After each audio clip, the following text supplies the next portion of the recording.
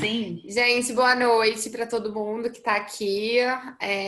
Primeiramente, eu queria agradecer a presença de todo mundo em mais um Hub. E esse webinar é especial porque a gente está com a nossa parceira, Carol Sanches, que está pela terceira vez no Hub. Então, isso é um motivo de pedir música. Então, no final, a gente pode até colocar uma música, Carol, se você quiser, da sua escolha. Mas brincadeiras à parte, a Carol é uma super parceira do Edify, pessoal. E hoje ela vai falar sobre um tema que eu acho que vai ser super incrível para esse momento que a gente está vivendo e super relevante também, Carol, e você é a pessoa certa para falar sobre isso. Queria dar alguns avisos práticos. A Carol vai falar durante 40 minutos, ela tem uma apresentação linda, maravilhosa, para mostrar para todo mundo. E aí, depois dos 20 minutos finais, a gente vai liberar para algumas perguntas. Então, durante a fala da Carol, vocês podem fazer no chat, então interajam, que é sempre legal quando vocês fazem perguntas, a gente consegue responder no final. E a webinar está sendo gravada também, então vocês vão poder disponibilizar o conteúdo depois para o pessoal do time de vocês, porque muita gente sempre pede. E basicamente é isso de anúncios, Carol. Eu acho que muita gente já conhece a Carol que está aqui, mas eu queria que você se apresentasse também antes. E é isso, pessoal. Muito obrigada pela presença. Eu vou desativar aqui a minha câmera por enquanto. Quem quiser desativar também, só para a Carol fazer a apresentação dela também. Mas quem não quiser, pode ficar aí também. Eu gosto de carinhas. Gosto de carinhas. Gosta. Então tá bom. Então vou deixar minha carinha, só vou ficar muda. Beijo. Obrigada, Carol. Nada. Gente, aqui estamos nós, né? Seguinte, opa. Eu fugi até não poder mais, acho que está completando 50 dias ou mais de isolamento, né? E essa é a primeira live que eu faço. Então, realmente, eu fugi de todos os jeitos, formas, mas a Marina falou, é verdade. O Edify é um parceiro muito querido. Eu adoro trabalhar com o Edify.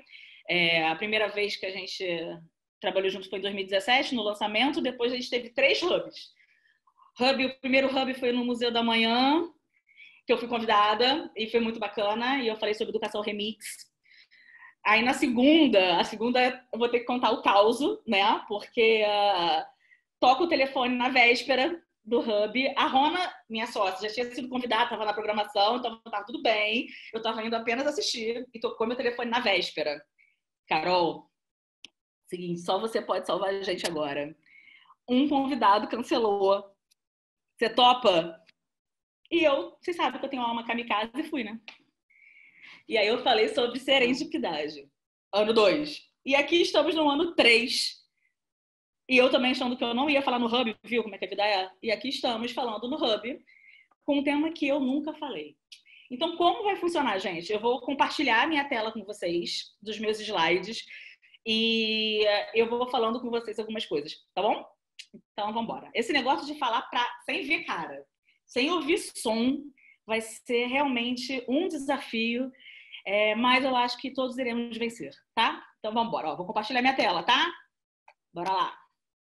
Eu estou muito contente de vocês estarem aqui hoje, porque eu estava comentando com a Marina a quantidade de lives que tem, não só lives como Péricles e Manu Gavassi e tal, mas tem muitas lives de educação rolando hoje também. E que bom que vocês estão aqui, eu agradeço muito, muito, muito. Então, olha só, eu tenho a minha capa que eu atendi o pedido do Hub e coloquei assim, ó, pá, primeiro slide. Tá aqui, Hub Online, conexões para o futuro, para a educação do futuro, humor na educação em tempos de incerteza. Essa aqui é a capa oficial. E agora nós vamos para a minha capa. Eu queria muito falar desse assunto. É um assunto que eu estudo há um tempo, mas é um assunto que eu desenvolvo produtos há muito tempo. Todas as coisas que eu escrevo têm uma questão com o humor. E eu nunca tinha falado da questão do humor na educação. E eu queria muito trazer isso hoje para a gente repensar justamente nesse momento, tá? Acho que muitos de vocês me conhecem, mas eu me apresento rapidamente. Meu nome é Carolina Sanches. Eu sou jornalista, pedagoga e ludóloga. que é isso, né? Ludóloga, porque eu estudo e desenvolvo jogos, e mais especificamente jogos analógicos. Tá? Eu trabalho com jogos de tabuleiro. Eu sou uma das fundadoras e uma das diretoras do Ler Conecta. Uma das minhas sócias está aqui, que é a Marta Rivas, e tem a minha outra sócia, que é a Rona Hannig. A gente trabalha no Ler Conecta e eu tenho alguns parceiros muito queridos com quem eu desenvolvo alguns trabalhos. Então, tem o Edify, que eu expliquei para vocês, que são vários projetos que eu já desenvolvi com o Edify. Eu atualmente estou com a Globo, acabei de desenvolver um produto para eles em que eu era a consultora pedagógica de um projeto voltado para a infância, e agora eu estou no Gloob fazendo um projeto especial que algumas pessoas já conhecem, que é Eu Conto ou Você Conta, que são releituras de contos clássicos com humor para a infância. Né? Então, a gente está pensando novos conteúdos para a infância. Então, as crianças fazem uma votação no Instagram e aí, no sábado seguinte, nós colocamos versões dos contos. Então, por exemplo, semana passada tinha a versão do Pequeno Príncipe e da Raposa. Esse final de semana, que está muito bacana, é Peter Pan. Então, tem o Peter Pan e o Capitão Gancho. E quem vive esses personagens são os atores do Gloob, né? Do DPA, do Bugados e tal. Então, é um retorno bem legal que eu estou tendo. Sesc, Bienal, eu fui uma das curadoras, Casa do Saber, Sala Secreta, que é a minha loja de jogos que um dia, após coronavírus, eu pretendo retornar, né? E a Curiosidade, que é a escola que eu adoro e que eu faço a consultoria pedagógica deles, tá? Então, vamos lá, gente. Vamos começar assim. Vamos conversar. Então, vamos conversar sobre AC/DC. AC/DC. Eu não estou falando da banda de rock, apesar de ser muito boa, mas eu estou falando disso aqui. Eu estou falando de antes do corona e depois do corona, tá? A gente está ganhando um novo marco de tempo. E isso é muito louco, porque a gente está vivendo um momento histórico do mundo, tá? Então, realmente, no mundo contemporâneo, na atualidade, o que a gente está vivendo, é possível que a gente divida, sim, a vida entre antes e depois do corona. E a gente precisa conversar também o que está acontecendo durante, tá? E aí, para eu poder falar sobre isso... Ai, peraí que eu não botei cronômetro. Eu vou ficar louca. Eu te aviso, Carol. Obrigada! Levanta a plaquinha, tá? Para eu poder falar desse assunto de antes do corona e depois do corona, eu vou ter que voltar no tempo. E eu vou voltar para o início de março de 2020, gente, que foi a última palestra que eu dei. Sem saber o que estava acontecendo, o que estava por vir, eu dei uma última palestra presencial, ao vivo, né? E na última palestra que eu dei, eu vou resgatar e eu quero continuar de onde eu parei lá. Porque eu acho que eu tenho que revisitar o antes para poder pensar alguma coisa durante, para poder chegar lá na frente. Então, no slide que eu apresentei lá, na apresentação que eu fiz lá na minha palestra, eu comecei com essa questão aqui. Como vocês imaginam um mundo daqui a 25 anos? E as pessoas responderam coisas muito interessantes. Algumas pessoas tinham uma visão um pouco mais apocalíptica, que eu achava que era apocalíptica antes do corona, né? Então, as pessoas falavam que viam um mundo sem água, sem comida, uma coisa meio Mad Max, uma parada muito distópica. Outras pessoas tinham uma visão bem interessante e bastante otimista de que o mundo ia estar melhor, que a gente ia avançar em muitas questões de saúde, ia descobrir muitas vacinas, isso tudo sem falar de corona, porque não existia essa questão pra gente naquele momento. Tava pipocando no mundo, mas não era forte pra gente aqui no Brasil, tá? Por pura ignorância, mas era o que estava acontecendo. E aí foi interessante porque essa questão a gente também colocou na formação dos professores da Curiosidade, porque a gente queria falar sobre qual é a visão de mundo que a gente tem. Quando a gente pensa em 25 anos, como é que eu vejo o mundo? E eu não sei se vocês já se questionaram, né? Se vocês já pensaram, como é que vocês imaginam o mundo daqui a 25 anos? E aí a minha questão toda era, como que as crianças vão acreditar que é possível construir um mundo melhor se nós não conseguimos imaginar isso? Essa era a minha problematização, tá? Lá em março, AC, tá? Era o seguinte, cara, tudo bem, você trabalha com educação, você trabalha com criança, você trabalha com alunos, você trabalha com pessoas, e a sua visão é que o mundo vai piorar. É possível trabalhar com educação com esse tipo de pensamento? Os projetos que a gente estava desenvolvendo estavam alinhados com que tipo de visão de mundo? Eu não estou falando de um pensamento poliana, né, gente? Eu estou falando apenas assim, será que é possível a gente trabalhar com educação sem acreditar que é possível reverter, que é possível criar novos futuros, construir novos cenários? Essa era a problematização de início de março de 2020. E aí eu achei importante trazer de volta, porque para mim essa questão está muito forte, principalmente porque é possível que muitas pessoas continuem com uma visão muito distópica do mundo. E isso é um debate que a gente tem muito tempo aqui no Ler Conecta, aqui não, né, que é a minha casa, mas lá no Ler Conecta, que incomodava a gente o fato de muitas séries só apresentarem o futuro, quando você pega em programas, séries, as séries todas mostram um futuro muito ruim, né? Você pode pegar desde Divergente, Convergente, Insurgente, Mad Max, você pode pegar várias outras referências e sempre apontam o futuro como um futuro algo muito sombrio. Ninguém aponta um futuro bacana. E ao mesmo tempo a gente não para de botar criança no mundo, a gente não para de educar, e aí você fala, cara, deve ter alguma incongruência, alguma coisa não está batendo. E aí, diante disso, ele é um filósofo, ele já ganhou o Prêmio Nobel, e em 1999 ele falou o seguinte: a possibilidade da autodestruição nunca mais desaparecerá da história da humanidade.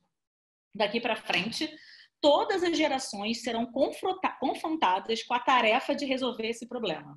Eu levei esse trecho para os grupos, tá? Para as palestras que eu dei em março, tá? E aí apresenta, olha só, a possibilidade de autodestruição nunca mais. 99, de 99 para cá já aconteceu muita coisa, né? Então, assim, a possibilidade de autodestruição nunca mais desaparecerá da história da humanidade. Estava falando de meio ambiente, aí estava falando de questões ambientais, uma questão de cuidado com o planeta. E que todas as gerações, então de 2000 para frente, teriam que pensar como resolver esse problema, que é uma questão de todo mundo, né? Não era uma questão só dos cientistas longe da gente. A gente vai ter que trazer essa questão para perto para poder repensar. Então, tem uma visão de mundo, qual é o tipo de educação que eu faço e, caramba, todos nós temos que nos preparar para resolver esses problemas. Será que eu estou pensando educação com esse viés, né? O que eu estou privilegiando e prestigiando? Isso já é uma questão enorme. E aí, eu fiquei bastante mexida, acho que muitos de vocês também, né, desnorteados, enfim, com o que a gente está vivendo. Por isso que eu demorei tanto também para falar alguma coisa, porque eu acho que a gente precisa refletir sobre algumas questões, mas não com a ideia de buscar respostas rápidas, porque as respostas rápidas não vão chegar. Eu agradeço muito a todos os professores que estão enlouquecidos tentando resgatar alguma coisa, fazer alguma coisa. Realmente é um ensino remoto emergencial. Eu acho que esse termo é correto, né? É emergencial, mas não é definitivo. E a gente vai ter que construir muitos caminhos. E para isso a gente vai ter que desenvolver algumas habilidades e eu vou falar sobre isso hoje. E aí, diante do que a gente está vivendo, eu queria saber se vocês já estão convencidos que o mundo é beta permanente. Porque você fala, caramba, que mundo é esse que eu estou vivendo? O que está acontecendo? Né? A gente foi confrontado por uma nova realidade. E aí, você já se convenceu que o mundo é beta permanente? Então, o que é beta permanente? A versão beta permanente é aquela que será constantemente aperfeiçoada. Então, pensa no celular de vocês. Vocês têm aqueles aplicativos e vira e mexe aparece uma atualização para que o aplicativo rode melhor, porque ele teve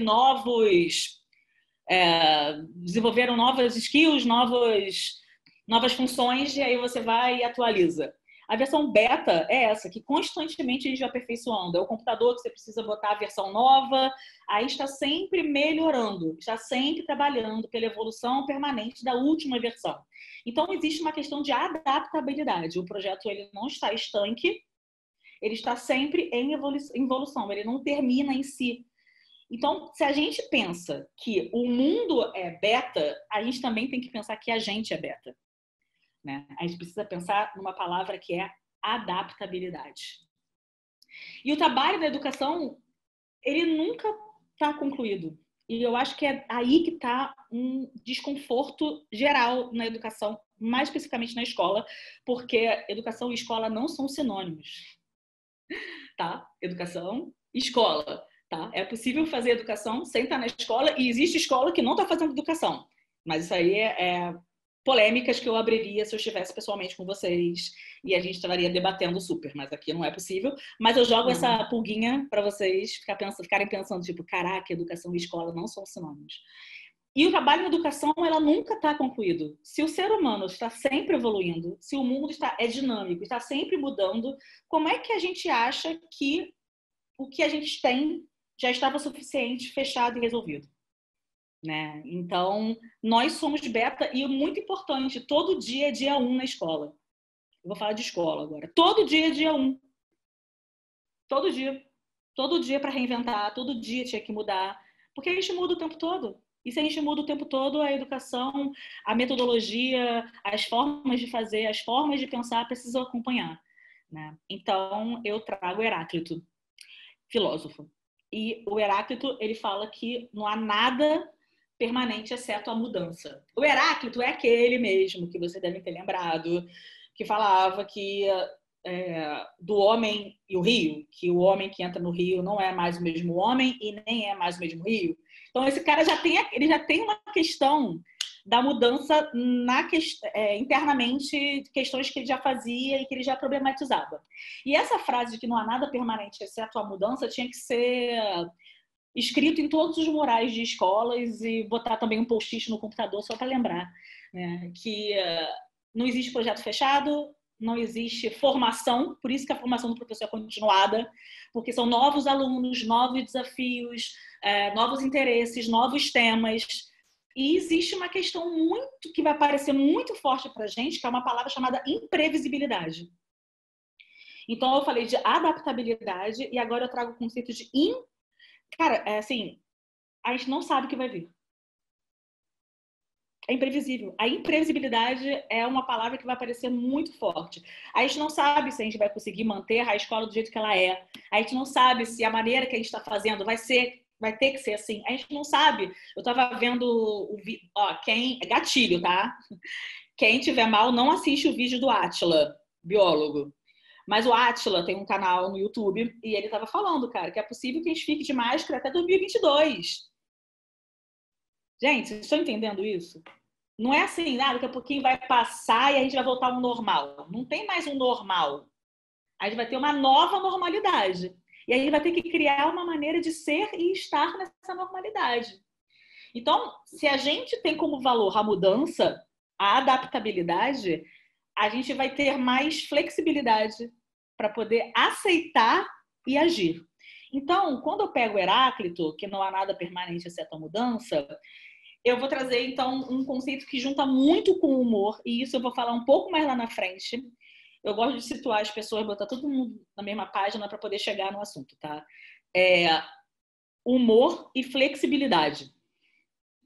Elas andam, juntinho. Eu vou fazer um pause rapidinho, porque uma vez falaram assim, eu queria muito chamar a Carol para um congresso, mas eu não acho que ela seja séria o suficiente para um congresso. E aí eu fiquei com esse negócio na minha cabeça um tempo, tipo, caraca, desculpa, mas que sacanagem falar que eu não sou séria, né? E aí eu fiquei pensando do porquê que alguém podia ter uma leitura dessa de mim. E eu fui resgatar os meus slides. E eu tenho por hábito, no meu storytelling, na narrativa que eu construo das minhas apresentações, eu vou dando teoria, aí de repente aparece uma parada de humor. Né? Uma quebra. Na verdade, nem humor, um alívio cômico. E aí depois eu volto com a teoria densa e um alívio cômico. Isso tudo é estratégico.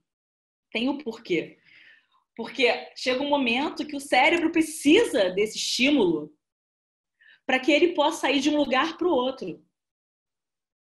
Então, o que o cara achava que podia ser uma não seriedade, eu queria dizer que o humor não é o antônimo de seriedade.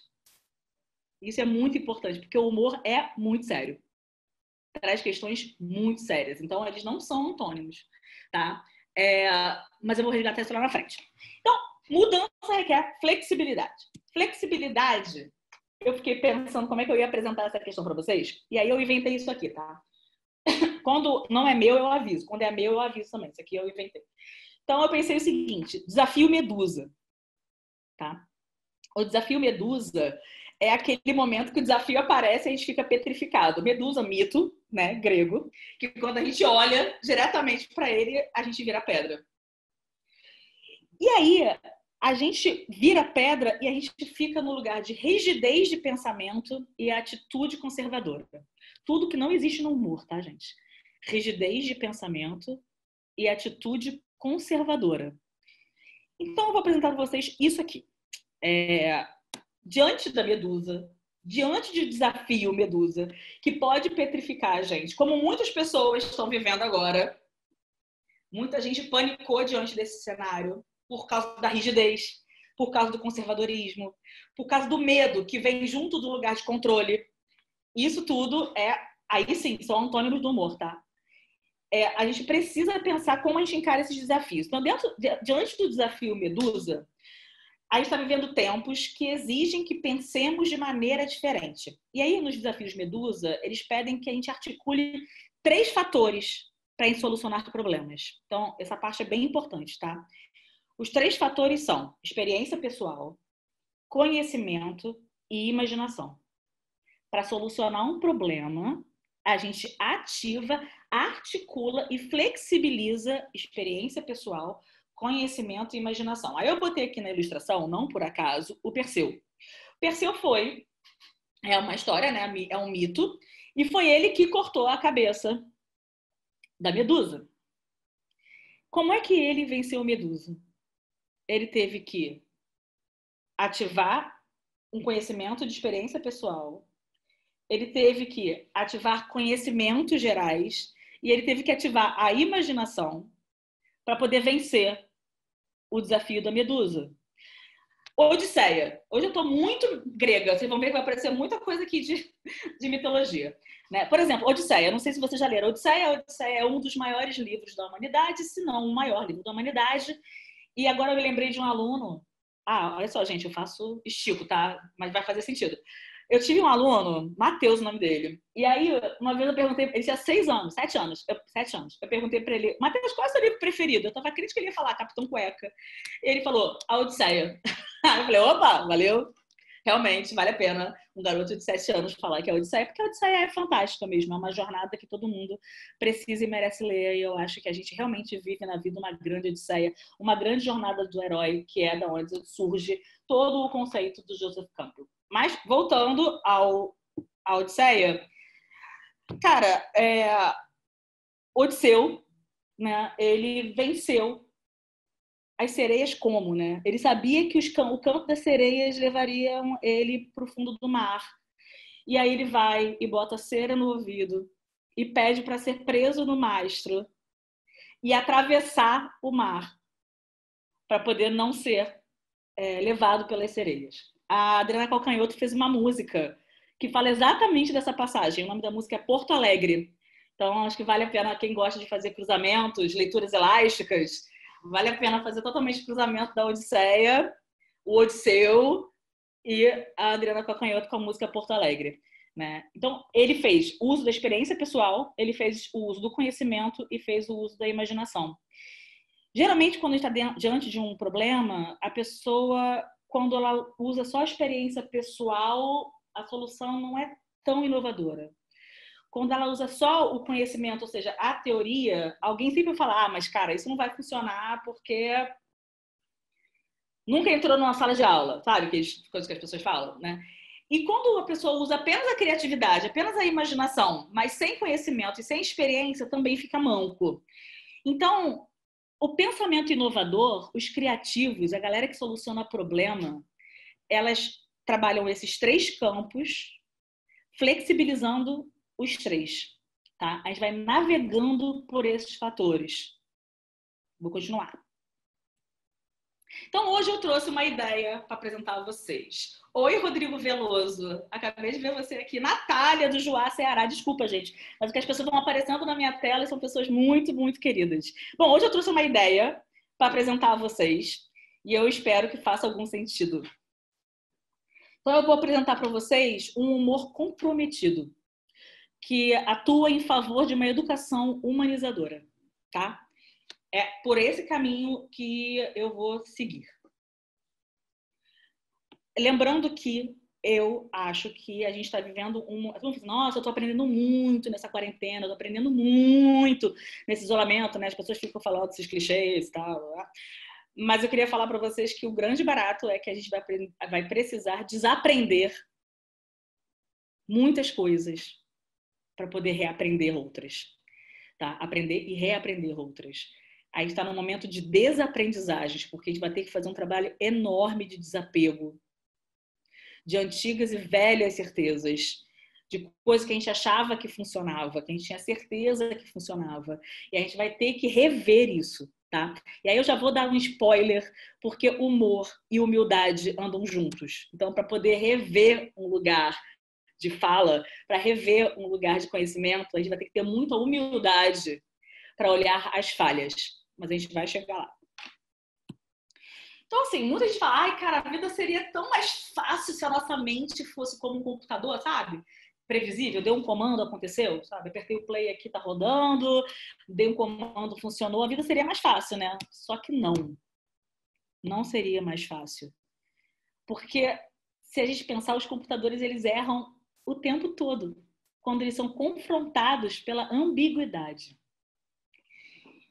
Se a gente dá muitos comandos ao computador ao mesmo tempo, você tenta fazer várias outras coisas, alguns comandos que ele não reconhece, ele trava, dá erro, precisa ser desligado, precisa ser religado. Tem que reiniciar o sistema, tá? O computador é assim. E sabe como é que a gente funciona? Cara, não é assim. A gente continua trabalhando, mesmo na ambiguidade. O ser humano, ele tem condição de enfrentar o inesperado. Então, não, a gente não tinha que ser igual ao computador. Porque se a gente fosse o computador, nesse exato momento que a gente está vivendo, a gente teria sucumbido. Que bom que nós somos humanos, né?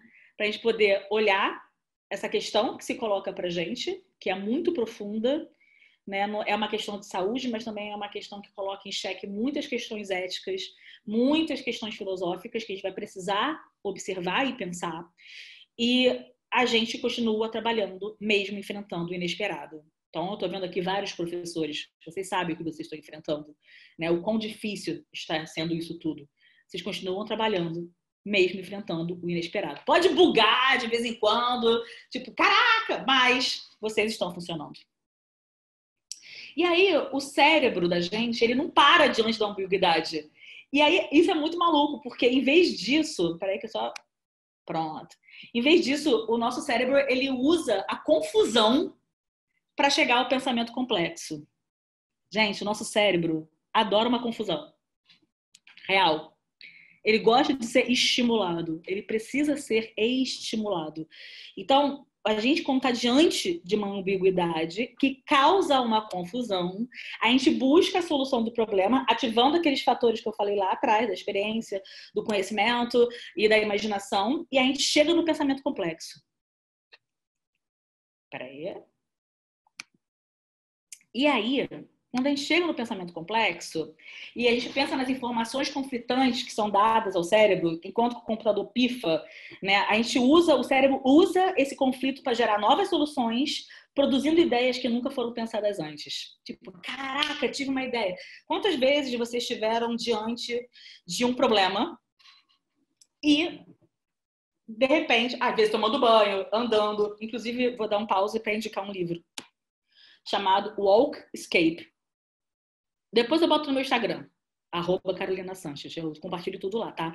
Mas tem um livro chamado Walkscape, que fala o seguinte, da importância do caminhar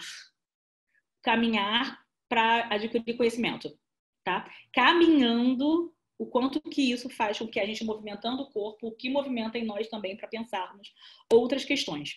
Então, a gente gera novas soluções no conflito. A gente procura outras coisas. O ser humano no conforto, ele para de criar. Isso é um fato. Tá? E aí entra a questão do pensamento convergente e divergente, que muitos de vocês já me assistiram falando, mas eu acho que vale a pena resgatar para falar do pensamento convergente e divergente, quando a gente fala de flexibilidade. Porque o pensamento divergente é o pensamento que abre, pum. E o pensamento convergente é o pensamento que se encontra, que fecha. Então, no Design Thinking tem um modelo chamado diamante, que é exatamente isso. Abre, fecha, abre, fecha, abre, fecha. Esse é o nosso movimento de pensamento. Tá? Então, o pensamento divergente é um pensamento que faz perguntas, que questiona. E o pensamento convergente é o que busca a resposta. A grande questão é que a escola sempre foi em busca de pensamento convergente. A gente sempre foi em busca de respostas, quando o que muda o mundo não são as respostas, e sim as perguntas. A maneira de perguntar vai fazer com que a gente busque outras respostas. E se a gente sempre está fazendo as mesmas perguntas, a gente está rodando, e não está indo para outro lugar. Então tem que acontecer uma coisa externa muito intensa para que a gente mude a nossa rota. Que pena, mas o ser humano funciona assim. Então o pensamento divergente é o pensamento que abre, é o pensamento que questiona, e o pensamento convergente é o que vai buscar as perguntas. Não é um ou outro. É um e outro. Ou um com o outro. A gente precisa dos dois. Também não adianta nada abrir um monte de pergunta e a gente fica com o quê? Apenas filosofando. A gente precisa da filosofia com a ação. Tá? Que aí a filosofia com a ação, na minha opinião, é o que encontra e o que faz e o que gera a inovação. É quando a gente tem esses dois encontros. Caraca, eu consegui pensar isso e eu consegui executar isso. Isso aí é a mágica, é quando a mágica acontece. Vamos lá. Então, o humor, ele é um subproduto do fato de possuirmos um cérebro que confia e aprecia o conflito. Então fica assim, cara, essa coisa assim, eu odeio coisas muito complexas, ou eu não dou conta. Não é verdade. E a gente, por exemplo, as pessoas que malham, que eu não vou me incluir nessa, visto que eu não tenho feito nada, absolutamente nada, nesses 50 dias de quarentena. Não, mentira, eu ando com a minha cachorra aqui na rua rapidamente, de máscara.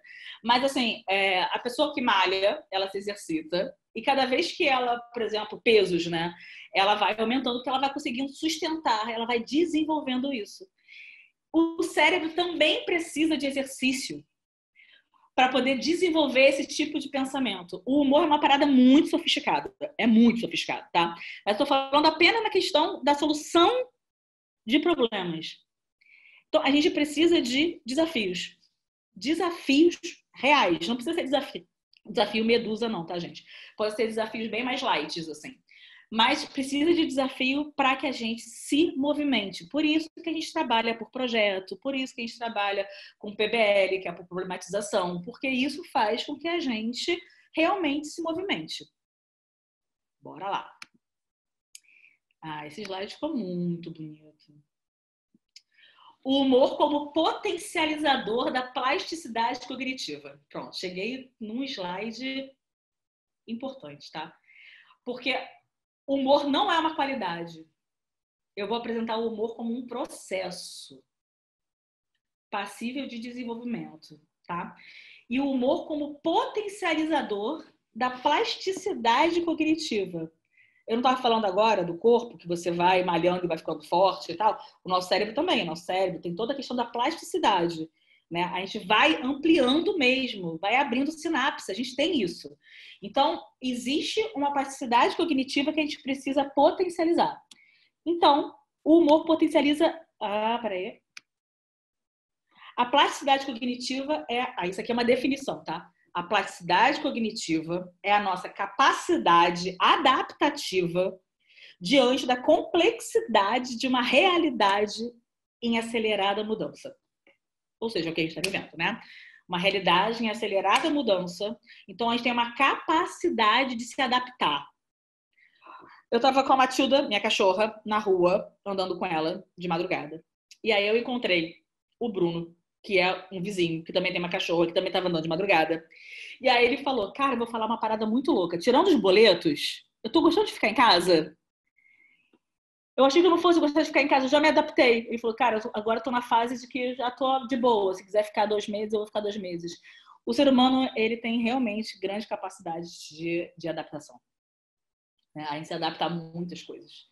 Então, a capacidade cognitiva é a nossa capacidade adaptativa diante da complexidade de uma realidade em acelerada mudança. Então, a capacidade cognitiva, eu trouxe para vocês algumas... O que se configura nessa capacidade cognitiva e o que a gente pode potencializar, tá, nessa capacidade cognitiva. Então, nós temos a flexibilidade, que é o meu recorte de hoje, tá, gente? Eu tenho 40 minutos para falar, então eu adoraria aprofundar isso, mas o recorte que eu fiz é humor e flexibilidade. Mas o humor potencializa a modificação perceptiva, a intuição, a inteligência social e a criatividade. O humor, ele realmente faz com que isso aqui chegue a outro nível de sofisticação de pensamento, tá? Só vou falar da modificação perceptiva rapidinho, porque eu acho que esse termo é um termo que intriga, que a percepção trabalha com duas coisas, sensação e interpretação. Então, são os estímulos externos e o que a gente interpreta e lê desses estímulos, tá? Então, se eu tenho o humor como potencializador, a maneira que eu percebo a minha realidade muda. Tá? Esse é um exemplo de como o humor interfere e ativa essas áreas da capacidade cognitiva, tá? E vamos falar de flexibilidade. Beber água. Peraí.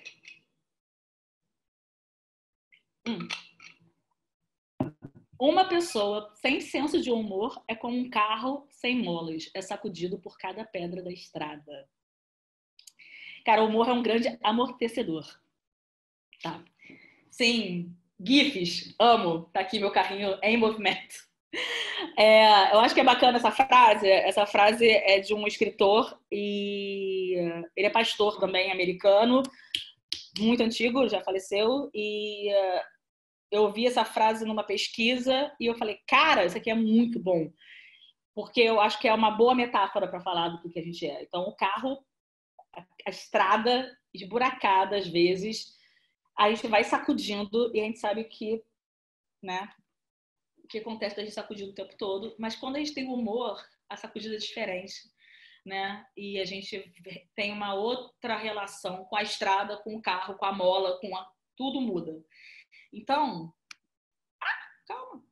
E aí eu trouxe Aristóteles. Falei que eu ia ficar nos gregos hoje. O Aristóteles, ele tem uma parte enorme falando sobre o humor. Então, quem tem interesse na área, vale a pena ler Aristóteles. O Aristóteles, ele fala que o ser humano é a única espécie que ri. E o Sponville, ele fala uma coisa muito interessante do riso, porque o riso, ele é um subproduto do humor, tá? Ele não é sinônimo do humor. E aí, o riso é importante nessa relação do riso, porque é rir, não é rir do outro, é rir com o outro, tá? O rir do outro não é humor, é zombaria. Rir com o outro é humor. Porque quando a gente faz o humor, a gente precisa se implicar. Se eu estou rindo do outro, eu não estou fazendo humor. Eu estou fazendo sarcasmo, eu estou fazendo ironia, eu estou zombando, mas eu não estou fazendo humor, tá? Lembra que eu falei lá atrás que humor e humildade andam juntos?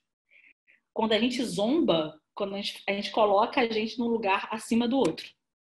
Isso é muito importante, porque a palavra humor, ela vai para o senso comum e as pessoas acham, por exemplo, humorista. Tá, vamos lá. Tá, vou começar a me empolgar. Humorista. Aí você entra no Multishow. Multishow, vários programas de humor. O humor, porque todos são sacaneando o outro. É sempre na questão do outro, no, aspas, defeito do outro, na fragilidade do outro. Chamar o outro de jabulani, chamar o outro de... Então, são várias piadas o tempo todo, indo em cima de fragilidade. Isso não é humor. O que eles fazem não é humor, tá? Apenas gostaria de deixar bastante claro isso. O ser humano é a única espécie que ri, Aristóteles. E aí, o Aristóteles também tem essa frase ótima, que o homem de humor, ele ri como se deve, nem mais, nem menos, quando se deve e do que se deve. E tem eu aqui babando por Aristóteles ali embaixo. Porque toda apresentação minha, eu fui fazer um resgate das minhas apresentações, cara, toda hora eu boto Aristóteles. E aí, eu até comentei assim, falei pra Rona, Rona, cara, toda apresentação minha basicamente é Aristóteles. Cara, eu acho que eu concordo com ele. Aí ela, pô, que bom, né, que você concorda com Aristóteles. Eu falei, realmente, é um bom interlocutor para ter do lado. Então, assim, como se deve, nem mais nem menos, quando se deve e do que se deve. Então, é uma reflexão ética também do humor que eu acho importante trazer para cá, que o Aristóteles já trazia a ser, no sentido do antes de Cristo, antes do corona, antes de tudo, lá atrás, né? E que a gente precisa resgatar para a gente poder falar, tá? Bom, vamos lá. O humor é uma potência, e aí, quando a gente fala de potência, eu posso resgatar Spinoza, que é outro filósofo. Então, o humor é uma potência, ele faz vacilar o estabelecido, o sedimentado e cria, assim, novas possibilidades e descobertas. Isso é o que eu mais gosto do humor. É quando ele faz com que o que parece completamente já estabelecido estremeça, né? Que as certezas, elas são possíveis de serem questionadas, e o humor tem esse lugar, e é muito importante isso acontecer. Então, o humor, ele tem relevância pedagógica, devido ao potencial de desestabilizar a seriedade que a escola impõe. E aí eu lembrei, uma vez, eu estava lendo um livro, cara, eu li um livro, estávamos eu e Rony nesse dia. Aí tinha um grupo em Laranjeiras e a gente resolveu contar a história que a galera que trabalha aí com literatura infantil conhece, Viva com certeza conhece, que se chama O Matador. Olha o nome do livro também. Criança de 7, 8 anos, tá, gente? Calma. Mas esse livro, O Matador, foi ilustrado pelo Dilon, o texto é do Piroli e tal. E aí é a questão de dois galinhos, que, putz, cara, tem uma questão super... Não, do passarinho, que o garoto atira no passarinho, e aí ele se arrepende de matar o passarinho, e, cara, é trágico mesmo, mas é muito bonito o livro. E aí, uma das crianças começou a rir muito no grupo, mas um riso tenso. E aí uma outra criança olhou e fez assim, Vini, você não entendeu que hoje não é dia de rir? Aí ele olhou e fez assim, eu tô rindo porque na verdade eu quero chorar. Foi a resposta dele. Né? Então é o riso como alívio de tensão. Tá? Isso também é um lugar, diante de um cenário tão... que mexe com você, o mecanismo dele foi o riso. E aí eu já vou indicar logo Freud, para quem quiser estudar. Freud fala super sobre o riso. E é um texto maravilhoso. E ele fala realmente sobre a importância do riso, inclusive como saúde. Tá? A gente precisa de rir da gente mesmo. Quando a gente começa a fazer piada da gente mesmo, ou rir da nossa própria desgraça, é sinal de que a gente está avançando em alguns lugares. Não riso como escape, e sim como uma análise sobre quem nós somos. Tá? Então, quando a gente tem o humor pedagógico, nesse sentido de olhar para a escola, não com a seriedade sisuda, muda muito. E aí começa a incongruência, eu botei aqui, e começa aí a incongruência. Aprender é divertido, o nosso cérebro aceita e gosta de desafios, e as pessoas querem que a escola seja um lugar super sério. E também tem uma questão que eu acho muito complicada quando a gente fala de escola, é que rigor e disciplina viraram sinônimos de sucesso. E qualidade no processo educativo. Nossa, aquela escola é muito boa, porque ela é muito rigorosa. E aí você bota a criança numa escola, aspas, alternativa, fala, não, minha filha precisa... Não posso botar minha filha nesse colégio alternativo, não, porque vai ser uma zona, ela precisa ir para um colégio que bote ela para estudar, que ela não possa fazer isso, que ela precisa de limite, que ela...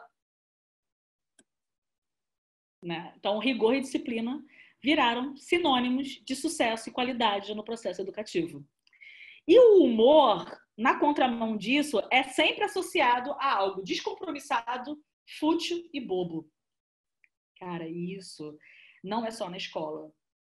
É para tudo. Se você tem no Now, acho que agora eu não me lembro, no Globoplay, na Globoplay, tem um documentário sobre o riso, que eles pegaram vários atores de comédia brasileiros para falar sobre o que é esse lugar do humor e do riso e como é que eles lidam com isso. E é muito interessante porque a Ingrid Guimarães, ela fala o seguinte, ela fala, cara, a gente tem que se convencer que a gente nunca vai ganhar um prêmio de melhor atriz, porque as pessoas acham que a gente não é ator, porque a gente faz rir, porque a gente trabalha com humor, trabalha com o cômico, no caso, né?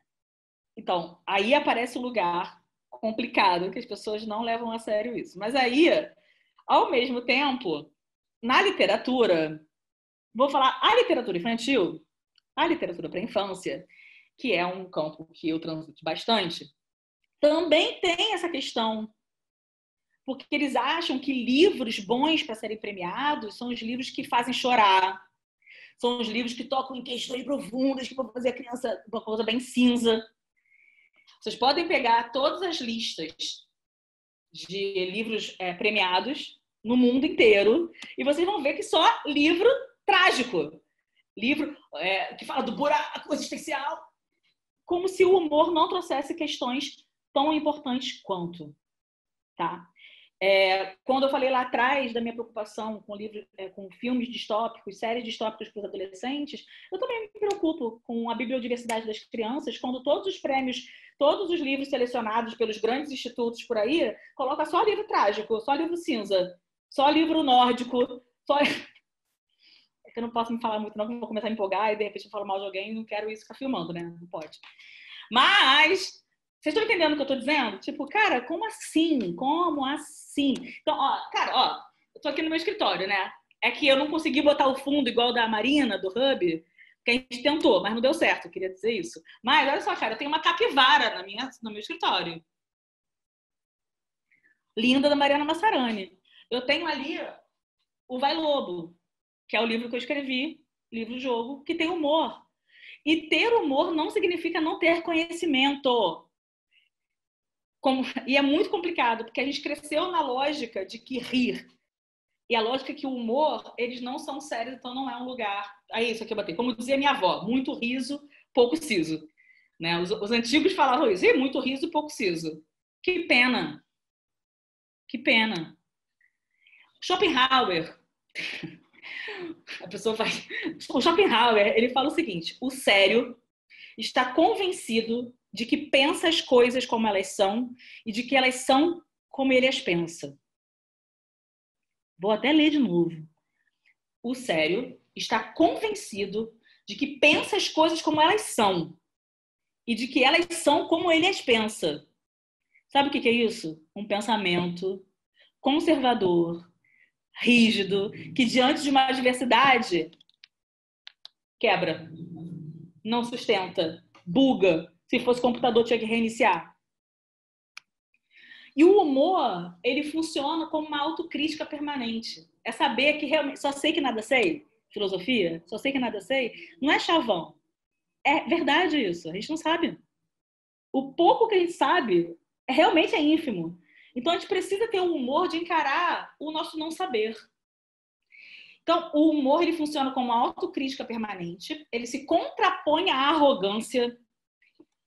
E aí tem isso muito complicado na academia, né? A galera que trabalha com pesquisa e tal, porque essa coisa sisuda, que só falam com eles mesmos e em si mesmados, e as pessoas inalcançável e o conhecimento tinha que ser para todos, né? Como é que eu posso fazer com que o conhecimento vá para todo mundo? Ele se contrapõe à arrogância e sisudez da educação. O humor desestabiliza o controlador. Gente, outro highlight, assim. O humor desestabiliza o controlador. E eu falo isso muito na educação infantil. Educação infantil não é lugar de perfeccionista. Se você é perfeccionista, freak control, educação geral, educação não é seu lugar. Porque educação é trabalhar naquele beta lá, que está sempre mudando. Quando você acha que você já sabe como seus alunos são, já mudou tudo. Né? Por isso que não tem mais aquele... Antigamente tinha uma caricatura da professora que tinha um caderno que ela dava a mesma prova todo ano, né? Usava sempre os mesmos exercícios, era uma caricatura que tinha antigamente dos professores, né? Eu espero que seja uma coisa passada. Mas não dá mais. Não dá mais. Esse controle, achar que sabe tudo, não tem mais lugar na educação. Porque a gente está saindo completamente do vertical para o horizontal. Se a gente não tem mais o foco no ensino e sim na aprendizagem, se o foco não está mais no professor e sim nos alunos, essa arrogância e essa sisudez vão ter que cair. Tá? Ele aceita a contradição, é preciso rir das certezas cristalizadas e das conclusões definitivas. É necessário. Para a gente poder avançar, a gente vai precisar questionar e rir das certezas cristalizadas. Então, o humor não é nem a seriedade, para o qual tudo faz sentido, seriedade, e nem a frivolidade. Esse equilíbrio, esse meio termo, ele é bem difícil. Eu sei que é. Por isso que a filosofia ajuda tanto a gente achar um lugar, tá? Achar um tom. E é por isso que eu trouxe tanta filosofia para cá. E também é por isso que eu lamento tanto não ter filosofia nas escolas, por isso que eu lamento tanto na educação, a gente ter poucas cadeiras de filosofia da educação. Eu lamento profundamente que todas as carreiras tinham que ter filosofia, porque a filosofia nos ajuda. É uma lente muito poderosa para a gente poder enxergar o mundo, tá? Eu amo esse meu slide. Olha isso. O Batman no dinossauro. Bom, o humor... Aí, falei de filosofia, trago logo um professor aqui da PUC maravilhoso, que morreu já, o Leandro Conder, mas é uma mega referência em filosofia. E ele tem capítulo falando sobre humor. E ele fala o seguinte, que o humor força a consciência a se abrir para o novo, para o inesperado, para o fluxo infinitamente rico da vida, para a inesgotabilidade do real. Eu acho linda essa frase. Eu acho importante que quando alguém tem um humor... Sabe aquelas pessoas que são rápidas? Que falam uma coisa e te dá um retorno rápido e você fala, caraca, essa pessoa é muito rápida. Como é que ela pensou isso? Como é que ela fez essa associação de ideias rápida? Humor. Porque o humor fez com que o pensamento dela fosse flexível. E ela conseguisse passar e, por associação de ideias, conectando pontos, ela devolvesse com uma resposta ou espirituosa, ou uma resposta inteligente, ou uma solução. Tá? Então, o humor é a chave para sermos criativos e alcançarmos pensamentos sofisticados, reconciliando ideias contraditórias. Os pesquisadores, tem muitos, neurocientistas, neuropesquisadores, vale a pena jogar isso no Google procurando, afirmam que o humor é o segredo das pessoas criativas para associações rápidas e inesperadas. Então, eles fizeram uma pesquisa com os criativos e inovadores e eles perceberam que tinha humor em todos eles. E também tem uma coisa de baixar a censura interna. E aí essa parte é bem importante com relação ao humor. Porque muitas vezes você tem medo, todo mundo tem medo do ridículo. Tem até uma série de livros infantis que tem um que é não tenha medo do ridículo. Até a ilustração é da Mariana Massarani, minha parceira. A gente precisa baixar a censura interna. Tanto para rir, quanto para poder entender o humor e tanto também para poder reconciliar ideias contrárias. E aí, quando eu falo em baixar a censura interna, eu estou falando que o humor nos permite errar e tentar de novo. E aí, volto para a escola em que o erro é um problema e não parte do processo. Errar não é problema. Então, muitos processos de aprendizagem são interrompidos ou ganham grandes obstáculos ou são mais difíceis porque a concepção de erro é muito forte. Então, se eu encaro com humor os meus erros, ou seja, tudo bem, beleza, putz, errei. Tá, vamos começar de novo. Então, peraí, vamos fazer de novo. Por isso que eu indico tanto jogo, gente. Não é por acaso. Porque o jogo, eu tô falando, pode ser o jogo online. Até tem um livro maravilhoso que tá ali em cima. A Realidade do Jogo, o nome. que ele fala de como a nossa mente está mudando com os jogos, tá? Os jogos online, mas eu também estou falando de jogos de tabuleiro. No caso de jogos online, a pesquisa é muito interessante, porque eles mostraram que a maioria não é adolescente que joga, é adulto acima de 25, e a maioria é mulher. Oh, então tem uma questão aí super importante de como que o jogo nos ajuda a ser rápido, associação de ideias, soluções, tudo ao mesmo tempo. E o jogo de tabuleiro, ele tem uma coisa que permite errar e tentar de novo. Ah, não, peraí, cara, não ganhei. Pô, vou tentar de novo. Ai, putz, perdi. Posso jogar de novo? Precisa desse espaço, tá? Então, ele nos ajuda a valorizar a experiência do não saber no processo educativo. Gente, essa experiência do não saber... E aí, o La Roça... Já vi, Marina, acabei de ver. Calma, tô terminando. Então, o La Roça, cara, o La Roça, todo mundo sabe que ele é meu crush, Jorge La Roça. E aí, o La Roça, ele tem um livro chamado Pedagogia Profana. E tem um capítulo lá que ele fala de humor. E ele fala da importância de valorizar a experiência do não saber no processo educativo, que é a questão, novamente, do controle. Que pode ser Foucault também no Vigiar e Punir, né? A gente está o tempo todo controlando o processo. A gente quer controlar o processo. E aí vem um coronavírus e faz com que a gente perca totalmente o controle da situação. Né? A gente não, o imprevisível chegou, a adaptabilidade vai ter que acontecer. E aí a gente precisa de humor para poder viver a experiência do não saber no processo educativo, em que horizontaliza todo mundo. Todo mundo está no mesmo barco. E a gente precisa de leveza. E aí eu trouxe Shakespeare, porque, ó, 1554, 1716, Shakespeare. Eu amo Shakespeare. Tá. E aí, Shakespeare tem uma coisa interessante, quando vai procurar algumas pesquisas sobre ele fala do tragicômico, né? O tragicômico não começou com ele, começou lá com os gregos também, mas é muito importante essa questão do tragicômico no Shakespeare, porque nas peças dele sempre tinha um lugar do humor. E os críticos da época criticavam Shakespeare, achando que aquilo ali era um absurdo, uma tolice. Só que ele jogava na boca do bobo o que as pessoas não podiam falar. Né? Jogava no engraçado as tensões sociais. Ele esgarçava ali os tecidos. Tá? Então, o Shakespeare, ele traz uma questão que também é importante da tensão e da elasticidade. E que a tensão e a elasticidade, elas são complementares. A gente tensiona e estica. Né? Então, o humor ajuda a esticar isso. E o nosso pensamento plástico, ele precisa ser elástico.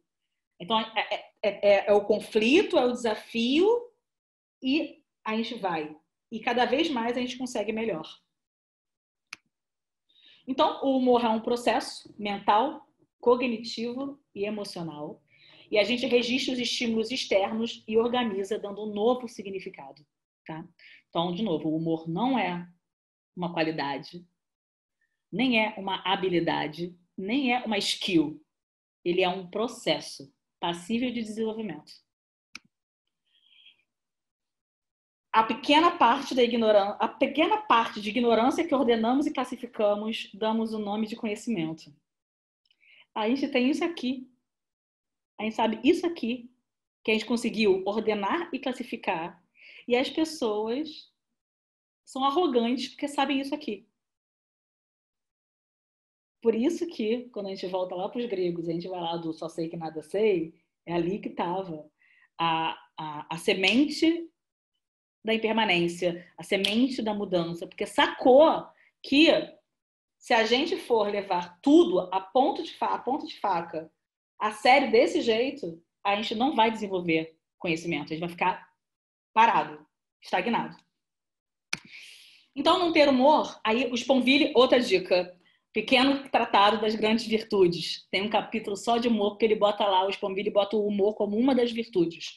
Não ter humor é não ter humildade, é não ter lucidez, é não ter leveza, é ser demasiado cheio de si, é quase sempre carecer de generosidade, de doçura e de misericórdia.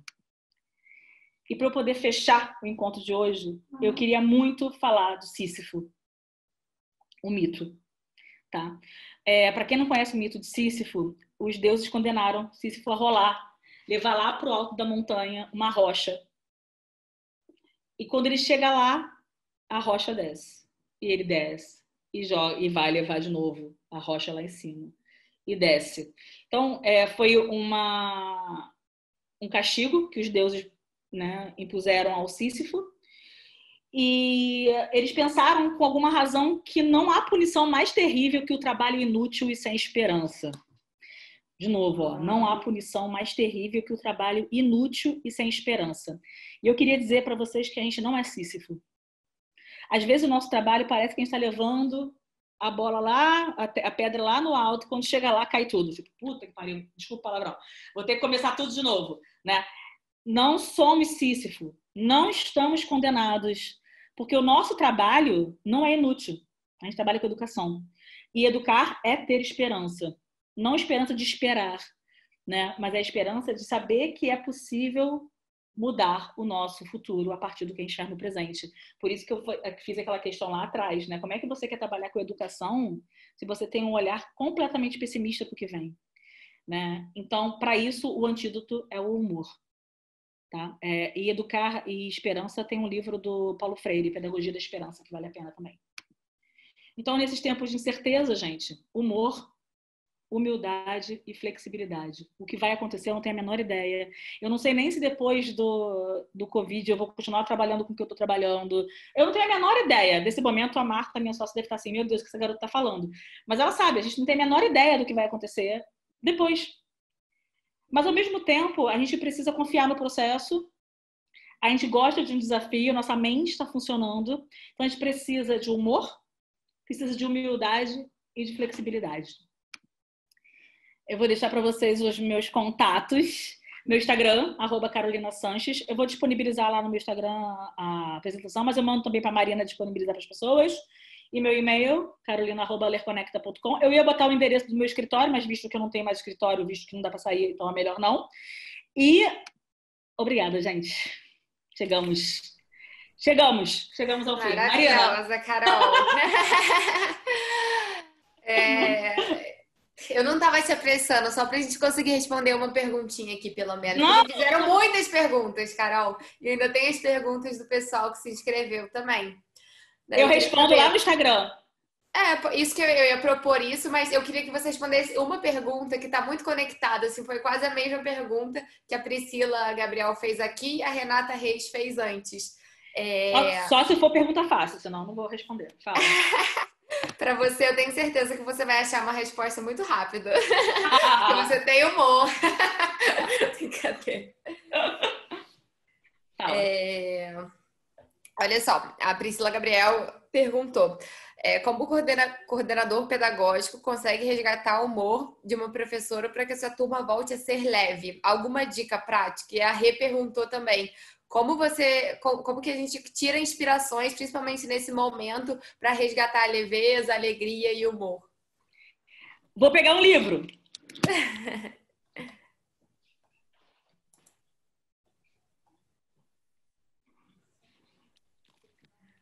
Eu vou responder e indicar.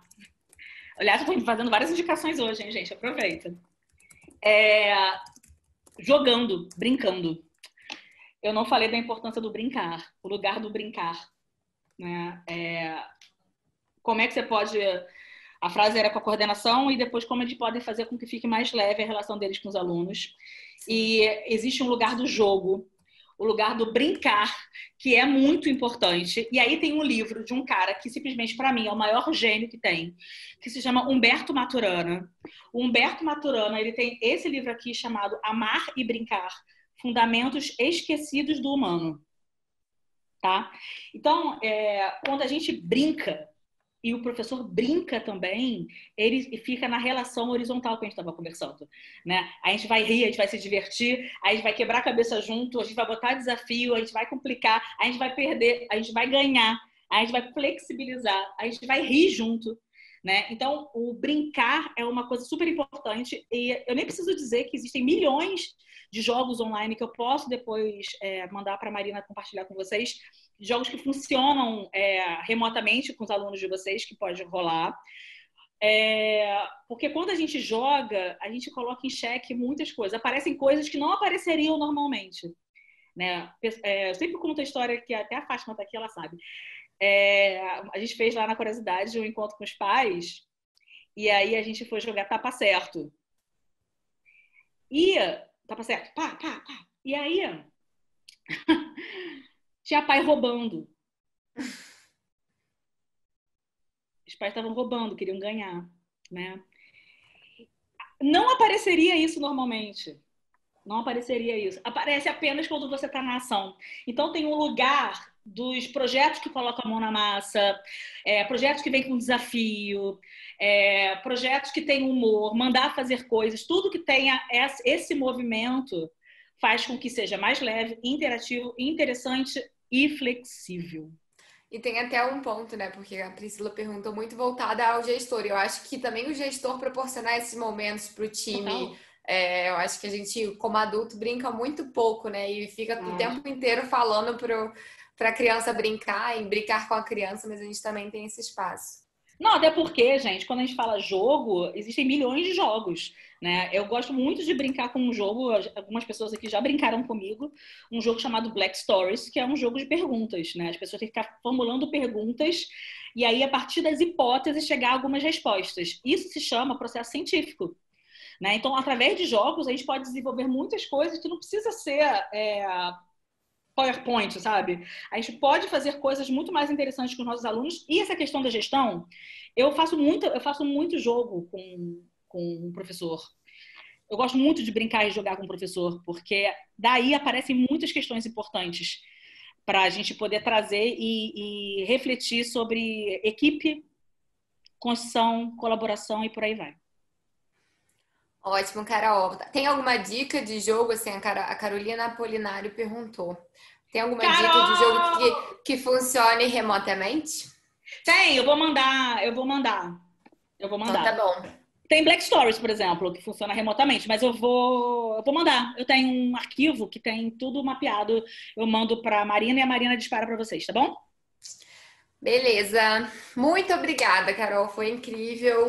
Eu amei essa sua fala, eu amei esse seu slide. Eu tenho certeza que todo mundo perguntou aqui também. A gente vai disponibilizar a gravação e também. Gravação? Caramba, os tomara que eu não tenha falado muitas besteiras. Não, foi só um puta que pariu. Brincadeira. Eu vou também, pessoal, disponibilizar agora. A gente está sempre fazendo uma pesquisa de feedback com todo mundo para vocês ajudarem a gente, principalmente a construir o Hub, né? Então, a gente está sempre fazendo temas diferentes. Então, toda terça e quinta temos temas inovadores e a gente está construindo baseado no que vocês pedem na pesquisa de feedback. Então, eu coloquei o Forms aí no chat. E aí, se vocês puderem passar também o QR Code, é só apontar o celular e a câmera.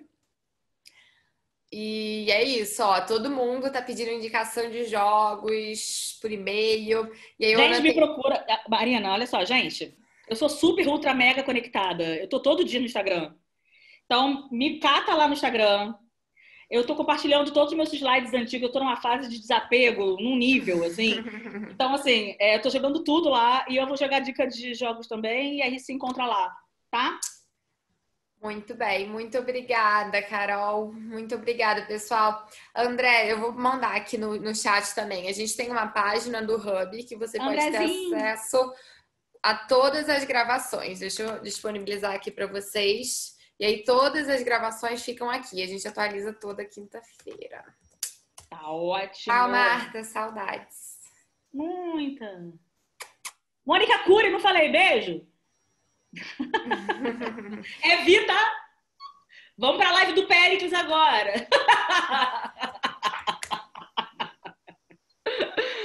Ai, gente, vamos nos divertir. Obrigada a todo mundo. Tô lendo as mensagens. Obrigada, pessoal. Foi ótimo mesmo. Não esqueçam, por favor, da pesquisa de satisfação, que é bem importante pra gente saber e aprimorar os próximos. E ter muitas Carols. Sempre. Socorro. Então tá, gente, ó. Muito obrigada, Marininha. Tamo juntas. Vai. Obrigada, Carol. Tchau, gente.